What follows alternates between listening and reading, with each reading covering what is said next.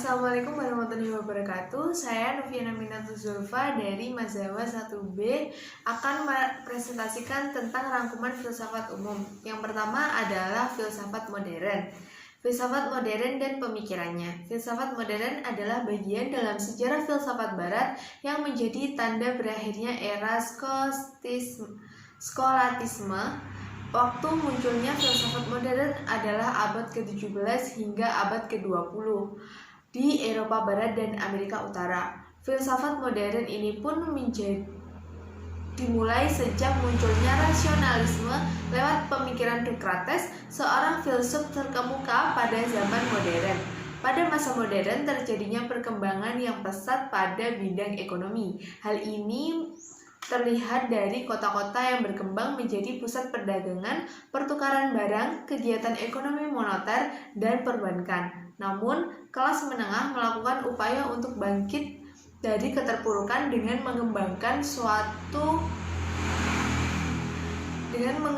suatu kebebasan tertentu. Kebebasan ini berkaitan dengan syarat-syarat dasar kehidupan, segala macam barang berkebutuhan yang dibeli dengan uang. Mekanisme pasar pun sudah mulai mengambil peranan penting untuk menuntut manusia menjadi rajin, cerdik, dan cerdas. Dari sudut pandang skeo-ekonomi menjelaskan bahwa individu berhadapan dengan tuntutan-tuntutan baru yang praktis dan harus dijawab berdasarkan kemampuan akal budi yang mereka miliki. Kemampuan ini tanpa harus mengacu pada otoritas lain, entah itu dari kekuasaan gereja, tuntutan tanah feodal, maupun ajaran muluk-muluk dari para filsuf. Dari sudut pandang sejarah filsafat barat melihat bahwa masa modern merupakan periode di mana aliran pemikiran baru mulai bermunculan dan beradu dalam kancah pemikiran filosofis barat. Filsafat barat menjadi panggung perdebatan antara filsuf terkemuka. Setiap filsuf tampil dengan gaya argumentasinya yang khas. Argumentasi mereka pun tidak jarang bersifat kasar dan sinis, kadang tajam dan pragmatis, dan juga sentimental. Sejarah filsafat pada masa modern dibagi menjadi 3 zaman, yaitu periode zaman Renaissance atau Renaissance, dan zaman pencerahan budi atau Aufklärung, dan zaman romantik, khususnya periode idealisme Jerman. Beberapa tokoh menjadi perintis yang membuka jalan baru menuju perkembangan ilmiah modern. Mereka adalah Leonardo da Vinci pada tahun 1452 sampai 1519, Nicolaus Copernicus dari tahun 1473 sampai 1543, Johannes Kepler dari tahun 1571 sampai 1630, dan Galileo Galilei tahun 1564 sampai 1643. Sedangkan perkembangan dalam bidang pengetahuan dia merupakan bangsawan Inggris yang terkenal dengan karyanya yang bermaksud untuk mengganti teori Aristoteles tentang ilmu pengetahuan dan teori baru. Sekalipun demikian, René Descartes merupakan filsuf yang paling terkenal pada masa filsafat modern ini. René Descartes pada tahun 1596 sampai 1650 diberikan gelar sebagai Bapak Filsafat Modern. Ia adalah seorang filsuf Perancis. Descartes belajar filsafat pada college yang dipimpin pater Yesuit dan di desa La Flèche. Descartes menulis sebuah buku yang terkenal, yaitu Discours de la Méthode pada tahun 1637. Bukunya tersebut berisi tentang uraian tentang metode perkembangan intelektualnya dengan lantang menyatakan bahwa dia tidak merasa puas dengan filsafat dan ilmu pengetahuan yang menjadi bahan pendidikannya. Ia juga menjelaskan bahwa di dalam dunia ilmiah tidak ada sesuatu pun yang dianggapnya pasti. Segala sesuatu dapat dipersonalkan dan pada kenyataannya memang dipersonalkan juga. Ada beberapa kriteria pemikiran yang bisa disebut modern. Pada umumnya, kriteria modern itu adalah apabila ada suatu yang baru, lain dan biasanya berada dan bukan bertentangan dengan kebiasaan-kebiasaan tradisi atau adat istiadat termasuk adat keagamaan. Apabila ada gerakan atau dinamika untuk menolak atau meninggalkan hal-hal itu dianggap sebagai masa lalu dan menggaut hal-hal yang baru. Pada zaman modern, filsafat dari berbagai aliran pun muncul. Pada dasarnya, corak keseluruhan filsafat modern itu mengambil warna pemikiran filsafat Sufisme Yunani, sedikit pengecualian pada Kant atau salah satu tokoh idealisme. Paham-paham yang muncul dalam garis besar rasionalisme, idealisme, empirisme, dan paham-paham yang merupakan pecahan dari aliran itu. Paham rasionalisme mengajarkan bahwa akal itulah yang penting dalam memperoleh dan menguji pengetahuan. Ada 3 tokoh yang penting dalam pendukung rasionalisme ini. Yang pertama adalah Descartes, Spinoza, dan Leibniz. Sedangkan paham empirisme menyatakan bahwa tidak ada sesuatu dalam pemikiran kita selain didahului dengan pengalaman. Paham ini bertolak belakang dengan paham rasionalisme. Mereka menentang pendapat para penganut rasionalisme berdasarkan para kepastian-kepastian yang bersifat priori. Pelopor aliran ini adalah Francis Bacon, kemudian dikembangkan oleh Thomas Hobbes, John Locke, dan David Hume. Aliran-aliran filsafat modern. Yang pertama adalah rasionalisme, yang kedua adalah empirisme, yang ketiga adalah kritisme, yang keempat adalah idealisme, yang kelima adalah positivisme, yang keenam adalah evolusisme, yang ketujuh adalah materialisme, yang kedelapan adalah neokatisme, yang kesembilan adalah pragmatisme, yang ke-10 adalah filsafat hidup, yang ke-11 adalah fenomenologi, yang ke-12 adalah eksistensialisme, yang ke-13 adalah neotomisme. Dan sekian presentasi dari saya untuk filsafat modern. Filsafat postmodern dan pemikirannya. Pasca modernisme atau postmodernisme adalah gerakan abad akhir ke-20 dalam seni arsitektur dan kritik melanjutkan modernisme. Termasuk dalam pasca modernisme adalah interpretasi spektif terhadap budaya, sastra, seni, filsafat, sejarah, ekonomi, arsitektur, fiksi, kritik, sastra. Pasca modernisme sering dikaitkan dengan dekonstruksi dan pasca konstruksisme karena pengacuan sebagai istilah pendapatan popularitas yang signifikan pada waktu yang sama dengan pasca strukturalisme, yaitu dalam abad ke-20. Pasca modernisme adalah paham yang berkembang setelah era modern dengan modernisasinya. Pasca modern bukanlah paham tunggal atau sebuah teori, tetapi justru memayungi berbagai teori-teori yang berteberangan dan sulit dicari titik temu yang tunggal. Banyak tokoh yang memberikan pasti pasca modernisme sebagai kelanjutan dari modernisme, namun kelanjutan ini menjadi sangat beragam. Bagi Lyotard dan Geldern, pasca modern adalah pemutusan secara total dari modernisme. Bagi Derrida, Foucault, dan Baudrillard, pasca modernisme adalah bentuk radikal dari kemodernan yang akhirnya mati sendiri karena kesulitan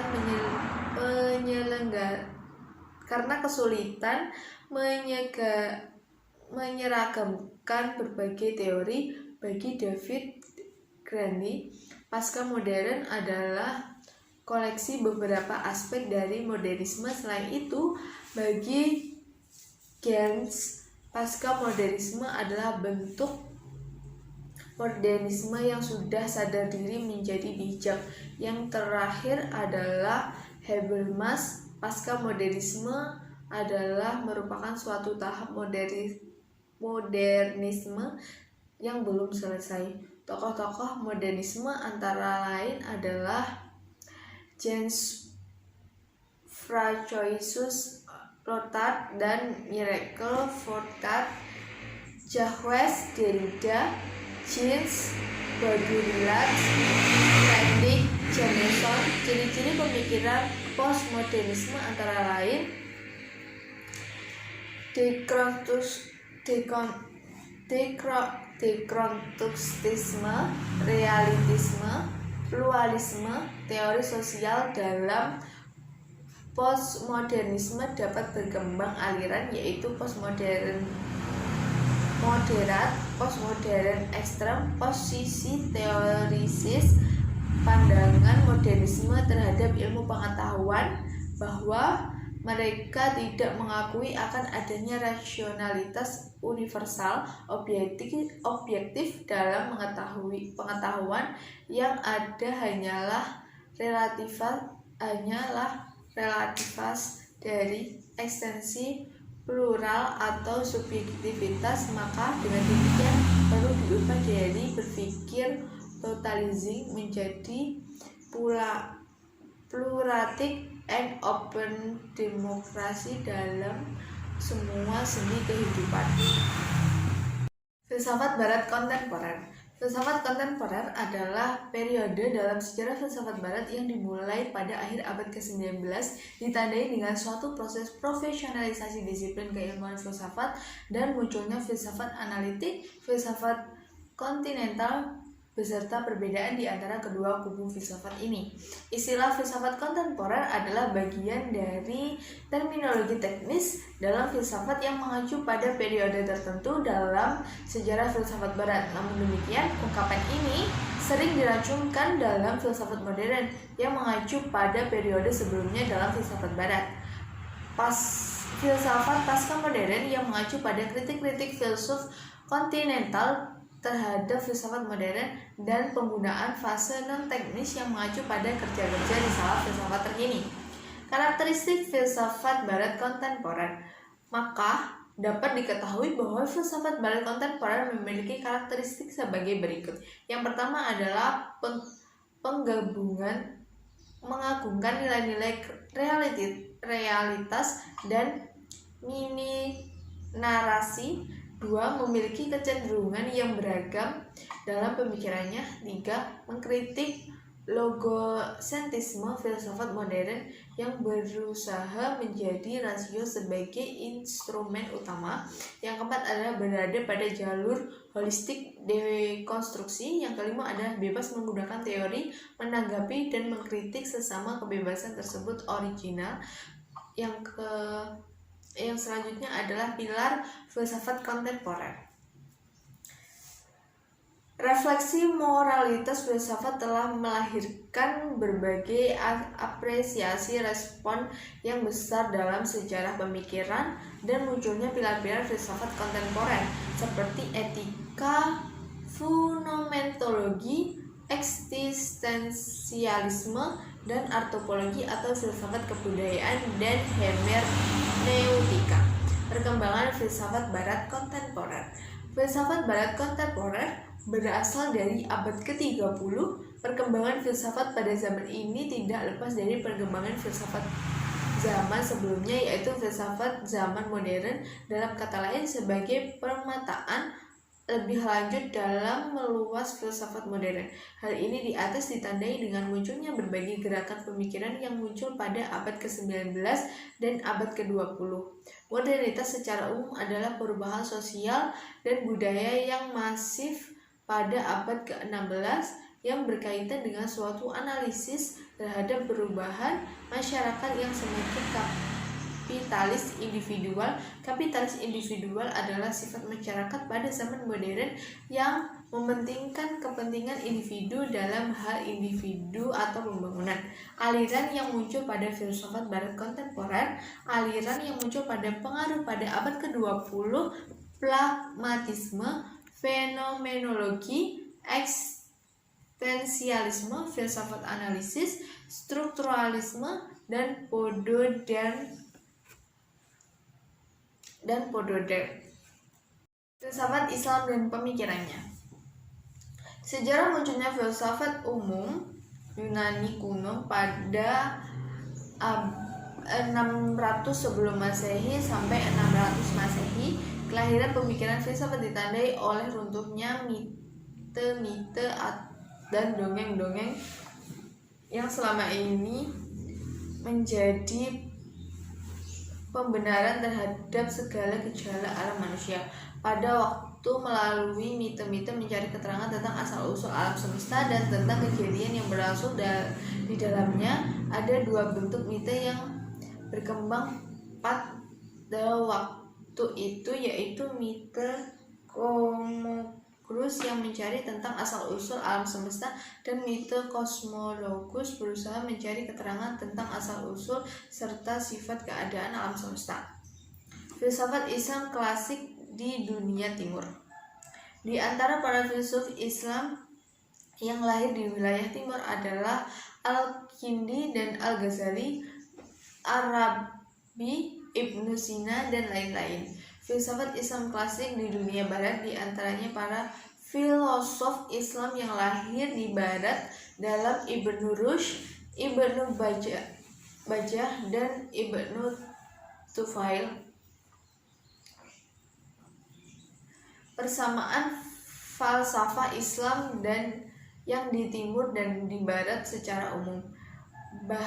Bahwasanya pada Faila Shifna semua berjalan dengan dan melatar belakangi filsafat yang melalui jalur sama, yaitu dengan agama Islam. Maka sebab itu pasti akan ada persamaan antara mereka dan tak hilaf pula akan ada perbedaan-perbedaan yang nanti terlihat pada mereka. Budaya Jawa dan filsafat Jawa. Budaya Jawa dalam filsafat Jawa. Kebudayaan adalah keseluruhan sistem gagasan, tindakan, dan hasil karya manusia dalam rangka kehidupan masyarakat yang dijadikan milik diri manusia dengan belajar konijarat. Kemudian berasal dari kata Sanskerta budaya yang merupakan bentuk jamak dari budi yang berarti budi atau akal. Kebudayaan dapat diartikan hal-hal yang bersangkutan dengan akal dalam arti kultur sebagai keseluruhan proses dialektik yang lahir pada kompleks berpikir penjiwa, perinurani, dan yang diwujudkan sebagai kompleks perilaku karya manusia dalam bentuk materialisme things sebagai gagasan ide yang diadaptasi, ditetapkan, distandarisasikan, dikembangkan, diteruskan melalui proses belajar, dan diadaptasikan dalam kehidupan bersama. Dasar-dasar filsafat Jawa. Dalam filsafat Jawa dapat dilihat dari 4 bangunan filsafat, yaitu metafisika, otomologi, epistemologi, dan aksiologi. Kata filsafat dijabarkan dari perkataan filosofia. Perkataan itu berasal dari bahasa Yunani yang berarti cinta akan kebijakan. Menurut tradisi Pitagoras atau Sokratelah yang pertama-tama menyebut dari filosofus pencipta kebijakan, artinya seorang yang memiliki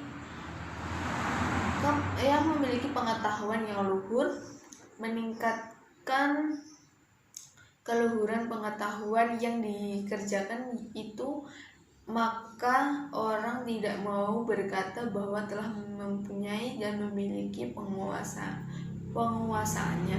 Filsafat Jawa dimakai sebagai filsafat yang menekankan pentingnya kesempurnaan hidup. Berfilsafat dalam Jawa berarti menguji kesempurnaan, mencari kesempurnaan, mencurahkan seluruh eksistensinya baik jasmani, rohani untuk mencapai tujuan atau kesempurnaan hidup. Filsafat Jawa disebut juga filsafat Sangkan Praning Dumadi, yaitu suatu ajaran yang menunjukkan ulah hidup bergerak menuju dan bersatu dalam kesempurnaan.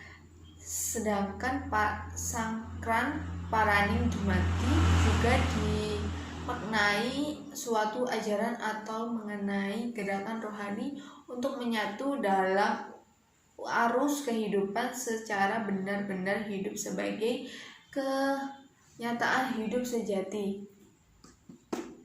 Serat Wejana mengandung sebuah ajaran luhur yang membangun olah spiritual Jawa. Serat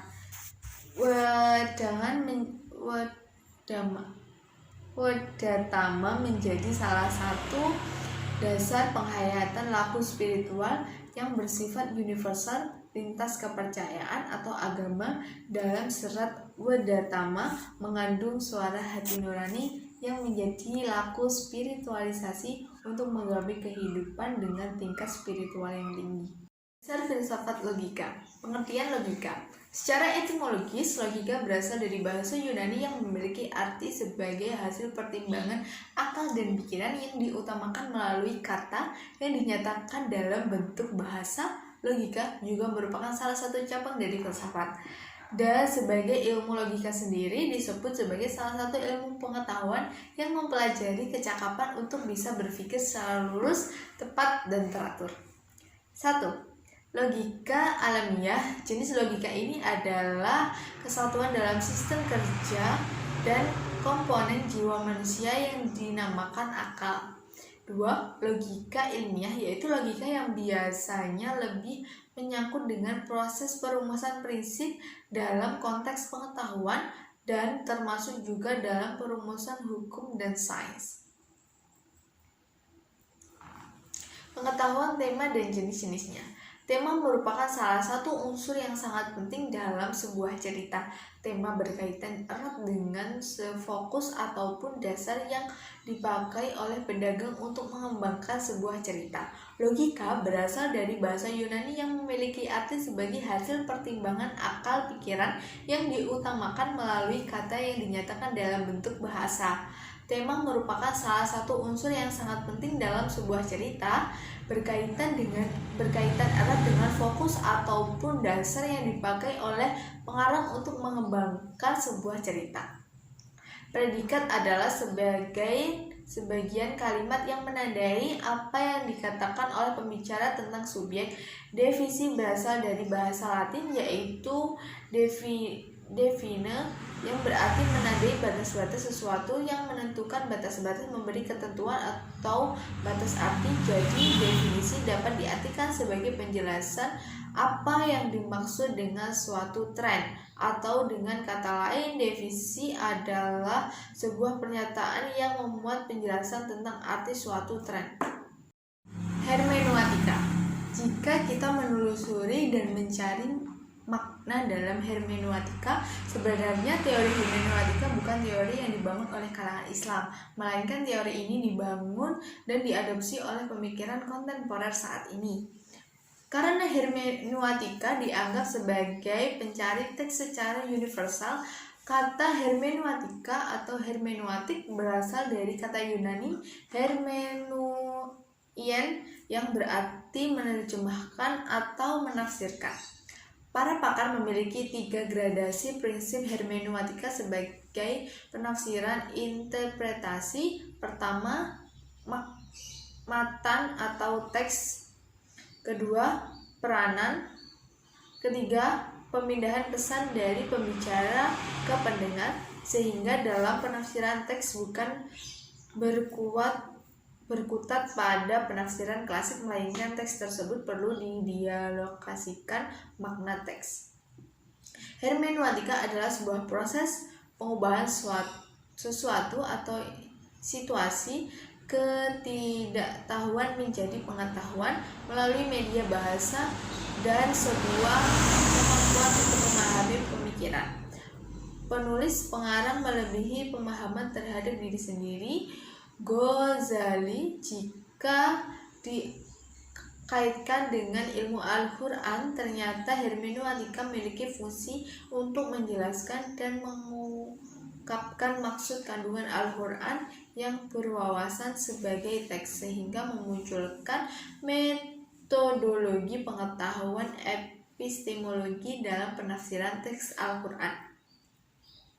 Hermeneutika dalam aspek terminologi dan kerangka epistemologis merupakan alat sebagai metode interpretasi epistemologis baru yang digunakan untuk mengaji asal-usul wahyu atau Al-Quran. Dengan demikian, hermeneutika sebagai ilmu yang memfrekuensikan tentang suatu kata pada masa lalu dapat dipahami secara eksistensial, dapat bermakna dalam situasi kekinian saat ini. Dari beberapa sub bacaan yang berkaitan sebagaimana makna hermeneutika sebagai interpretasi teks, penulis mencoba menyimpulkan bahwa hadirnya hermeneutika sebagai konsep interpretasi dalam memahami, menganalisis, serta menampakkan nilai yang mengandung dalam sebuah teks. Poin pertama, konsep yang ditawarkan hermeneutika dalam pengajian suatu menganalisis serta menampakkan nilai yang terkandung dalam sebuah teks adalah dengan menguasai tata bahasa, interpretasi pragmatis, dan mencoba masuk dalam bunyi pengarang, yakni memahami pemikiran pengarang, interpretasi periodologis. Poin kedua, teks harus dipahami dengan model lingkar hermeneutika antara the word of the text atau the word of the author dan the word of the reader secara integral, secara inspiratif, struktur, teorik, dan mengandung permasalahan konseptual hermeneutika mengenai teks. Cara-cara yang dipenganutkan untuk memahami teks dalam bagaimanakah pemahaman dan penafsiran ditentukan oleh